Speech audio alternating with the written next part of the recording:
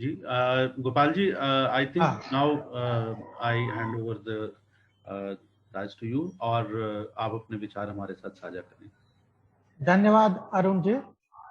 मैं speak India का, जैसे मैंने कहा, उसका धन्यवाद देता हूं कि यह इम्पोर्टेंट इशू पे आज यह चर्चा रखी है और इसको एक मूवमेंट की तरह आगे लेके जा रहे हैं। टोबैको के ऊपर जो दो लोगों के विचार भी मैंने सुने और मुकेश जी से जो मेरी चर्चा भी पीछे हुई और जो उन्होंने रिपोर्ट शेयर की वो भी मैंने देखी थी। तो और मेरे पास जो अभी और जो फेलो पैनलिस्ट व स्पीकर्स थे, श्रीमती नलिनी जी, पवन कुमार जी, रमन जी, जीपी शर्मा जी, और लोगों ने जिन्होंने भी इंटरेक्ट किया, वह कुछ लोगों को मैं नहीं सुन पाया, लेकिन फिर भी उनके विचारों से मैं वाकिफ हूँ। और मुझे लगता है कि यह महत्वपूर्ण विषय तो है ही। इसमें दो चीजें, रमन जी की बात से मैं जरूर कुछ चीजों में जरूर वाकिफ रखता हूँ कि हर चीज केवल लॉ से एकदम नहीं आ पाती। उसके लिए पहले लॉ के इम्प्लीमेंटेशन बनाने से पहले एक अवेयरनेस और एक कंसेंसस सोसाइटी में बनाना पड़ता है। मैं इकोनॉमिक्स का भी स्टूडेंट हूँ, तो जो कम्युनिटी इन्वॉल्वमेंट, जो सोशल रेलिवेंट इश्यूज हैं, इसको मैं टोबैको फ्री इंडिया, बहुत अच्छा कंसेप्ट है, मूवमेंट है, इसको सोशल रेलिवेंस का इशू मानता हूँ। हेल्थ का, हर आदमी का इसका हेल्थ का इशू तो है ही, तो उसके लिए कम्युनिटी इन्वॉल्वमेंट वाली बात बहुत महत्वपूर्ण है। और कम्युनिटी इन्वॉल्वमेंट, अवेयरनेस कैंपेन और सोशल एनजीओज का इन्वॉल्वमेंट, ऐसे जो थिंक टैंक्स हैं उनका इन्वॉल्वमेंट बहुत ज़रूरी है, तभी उसकी सक्सेस होती है। तो ये बैलेंस्ड अप्रोच इसके लिए ज़रूरी है, दोनों तरह से। बिल्कुल प्योरली ये भी नहीं इसको कह सकते, क्योंकि इसमें एक लीगल एंगल भी है, इसमें इशू इन्वॉल्व है। क्योंकि अगर अगर कोई स्मोक करता है और पब्लिक प्लेस में करता है, तो वह जो नॉन स्मोकर्स है उसके ऊपर भी एक तरीके से अपनी चॉइस का इम्पैक्ट डालता है। तो यह प्योरली इंडिविजुअलिस्टिक अप्रोच के साथ इसको डील नहीं कर सकते।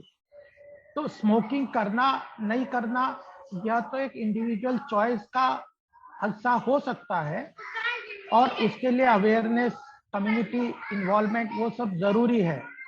लेकिन पब्लिक प्लेसेस में स्मोकिंग अलाउ करना, यह लीगल इशू है। इस दोनों चीजों को हमें सेग्रीगेट कर लेना चाहिए ना। और मुझे लगता है कि हमारी कैंपेन का यह एक महत्वपूर्ण हिस्सा है कि पब्लिक प्लेसेस में आप स्मोकिंग नहीं कर सकते, इसको बैन करना चाहिए।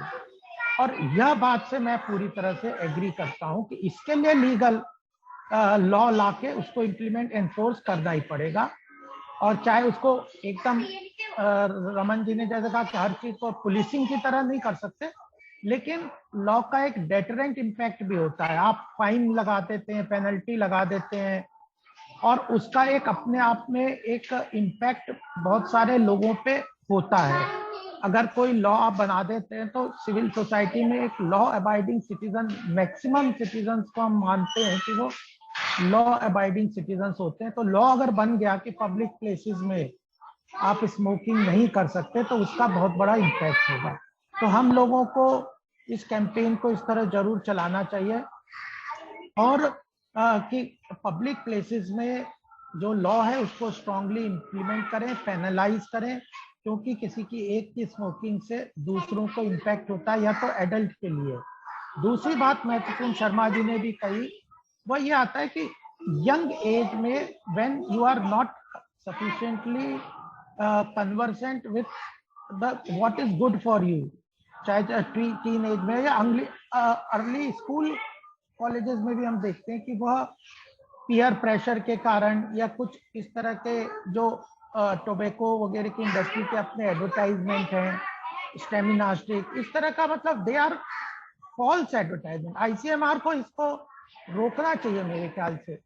We have seen that adventurous people smoke, और इस तरह के जो एडवर्टाइजमेंट्स हैं उसका कोई रिलेशन तो मेरे ख्याल से रमन जी स्टैब्लिश नहीं हुआ कि if you are smoking you are a dynamic dashing personality etc. How can you link those things with the smoking. तो इन तरह के एडवर्टाइजमेंट्स को तो आप बैन सरकार को लीगली कर लेना चाहिए। तो मुझे लगता है दो चीजें महत्वपूर्ण है, एक तो यंग एज को इन्फ्लुएंस और वो करके यूथ को इन्फ्लुएंस करके जो इस तरह के एडवर्टाइजमेंट और इस तरह के जो कैंपेन चलते हैं which links them to some certain qualities which young people aspire to acquire into them, those kind of advertisements should completely be banned. Public places should completely be penalized and implemented strongly, because it is not an individual choice here which is important, but it is the collective impact of that. And तीसरा यह जो community involvement into creating awareness that your smoking is injurious to others health as well as your own health. यह तीनों चीजें बात है। अब सरकार का रेवेन्यू वाला इशू जरूर सामने आता है कि चाहे अल्कोहल और टोबैको में जो एक्साइज ड्यूटी का रेवेन्यू जो इशू है, उसके लिए ये जो एक डेमोक्रेसी, जिस हम डेमोक्रेटिक सेटअप में जहां हम रह रहे हैं, पब्लिक ओपिनियन बहुत महत्वपूर्ण होती है। मैंने तो हर लॉ के लिए देखा कि डेमोक्रेसी में government does what there is a consensus of public opinion on that. They will not implement something what they want generally, but actually in all laws, I have been working in many laws etc., the democratic leadership and policy and the government adopts what is they think as per their study analysis is that what majority wants. So social organization and these campaigns are very important to clearly put in the mind of the people that smoking, there is a group strong activists and people who are against the smoking in public places, putting them strict laws. This awareness like these associations and these activities will surely help. और जो भी इस चीज के campaign के लिए support और जो तरह का अवेयरनेस क्रिएट करने का बात है या गवर्नमेंट लेवल पे फॉलो करने की बात है, तो वह उसमें मैं सपोर्ट और समर्थन तो करूंगा। और एक चीज और, मैं इस कोविड के बाद एक बहुत सारी चीज स्ट्रांगली निकल के आ रही है जिसका हमें अभी फायदा हो सकता है लेना चाहिए, वह है कि हेल्थ एक तरीके से बहुत सेंटर स्टेज में लोगों के जीवन में आ गया है। अब मैं कहीं भी, अभी आज मैं गौशाला में, यहाँ भी अगर 12-13 लोग थे, फाउंडर मेंबर्स की मीटिंग थी, तो मीटिंग और उसके बीच में ज्यादातर डिस्कशन हेल्थ के इश्यूज पे हो रहा। कहीं भी आप ग्रुप में देखेंगे तो हेल्थ अवेयरनेस बहुत बढ़ गई है, कैसे अच्छा हेल्थ लाइफस्टाइल रहेगा, कैसे जीवन में स्वस्थ रहेंगे। तो प्रिवेंटिव हेल्थ की भी इम्पोर्टेंस काफी बढ़ती जा रही है। इसमें भी कोविड में भी हम देखते कि इम्पैक्ट तो सब पे हुआ, लेकिन जो लोगों का थोड़ा स्वास्थ्य अच्छा था उसके ऊपर इम्पैक्ट कम हुआ, वो बच गए बहुत सारे लोग, उसका सीरियसनेस नहीं हुआ। तो preventive lifestyle health is also becoming very important है। इसका अवेयरनेस अभी हमें लोगों तक करने का बहुत जरूरी इतना नहीं है जितना इम्पैक्टफुली पहले कहना पड़ता था। तो अब इसको प्रिवेंटिव हेल्थ में और उसके अंतर्गत ये आता है, ये बात को भी हम लोग बढ़ा सकते हैं। और सोशल मीडिया के जैसे पोस्टर्स अभी आपने रिलीज भी किया है, और भी इस तरह के चीज़ों को हम लेंगे तो मेरे ख्याल से यह कैंपेन और आगे बढ़ेगा, सक्सेसफुल होगा। और मेरा तो पूरी शुभकामनाएं हैं और मैं जिस पूरी तरह से इस बात को आगे ले जाने का प्रयास करूंगा। हर्षवर्धन जी, इन चीज़ों में मैं जानता हूं कि हमारे जो स्वास्थ्य मंत्री जी हैं हर्षवर्धन जी, खुद डॉक्टर तो हैं, लेकिन ये प्रिवेंटिव हेल्थ केयर वगैरह में चीज़ों पे उनका काफ़ी ध्यान है और उनको काफ़ी इस चीज़ के अवेयर हैं और इस चीज़ को वो इम्प्लीमेंट करने पे आगे बढ़ सकते हैं। तो हम लोग उनके साथ भी फॉलो कर सकते हैं। इसी के साथ मैं अपनी बात को यहाँ पे विराम दूंगा और धन्यवाद भी दूंगा कि मुझे आप लोगों ने बुलाया और अपनी बात कहने का मौका दिया और कुछ महत्वपूर्ण बातें सुनने का और उस इश्यू को समझने का मौका दिया। धन्यवाद। Gopal ji, there is one question which has come, and I think we'll round up with that answer. How this government, Modi government, has taken very strong steps in this direction. The issue which we are discussing today, And as you rightly said, that ultimately in a democracy, it is the government, the majority or the will of the people basically matters. So, what can different stakeholders and how at the community level we can ensure that we strengthen the hands of the government or provide a strong backup, to the government when it is going to take such, tough decisions?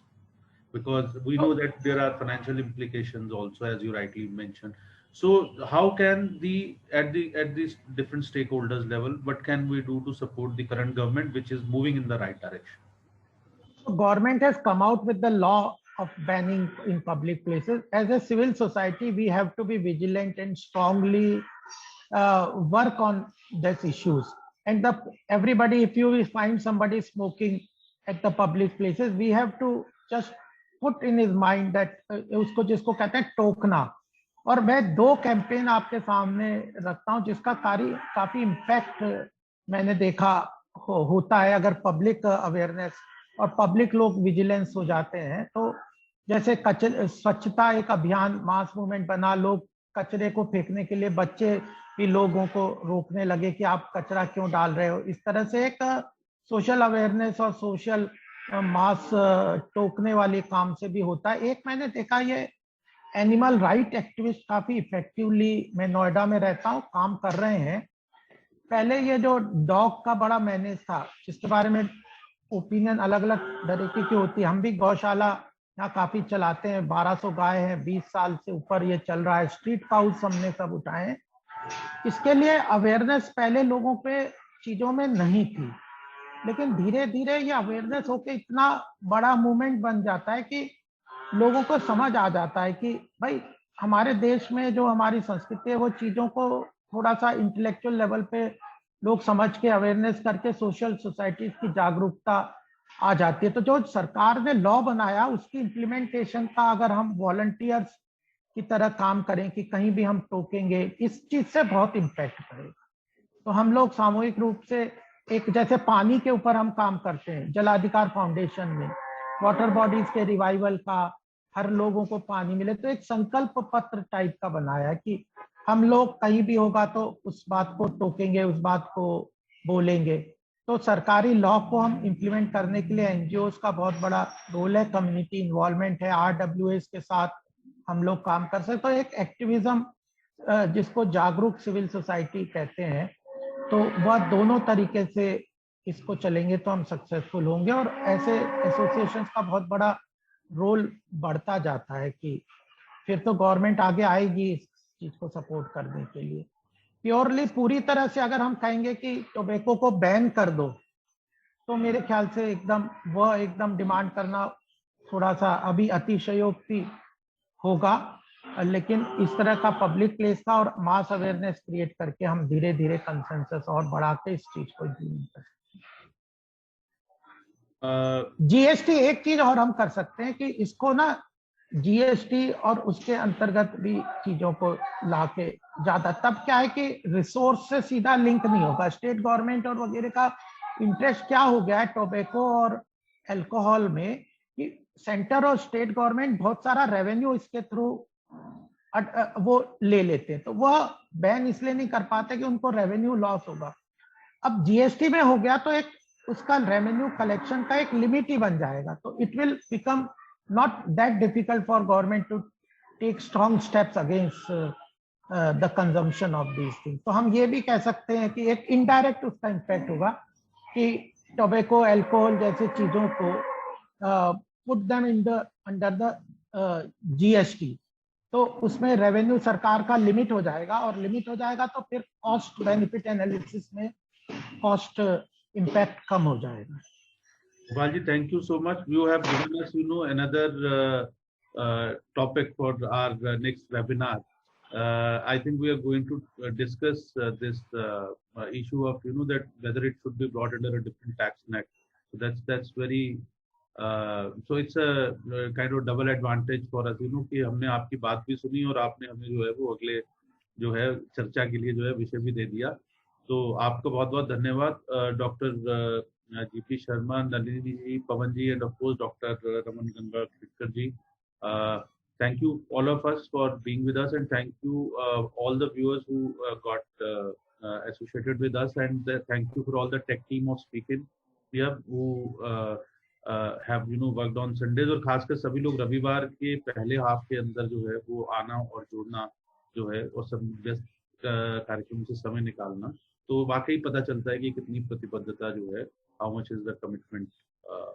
So thank you so much, and we will be sharing very soon the video clips of this whole conversation on social media platforms also and with our speakers also.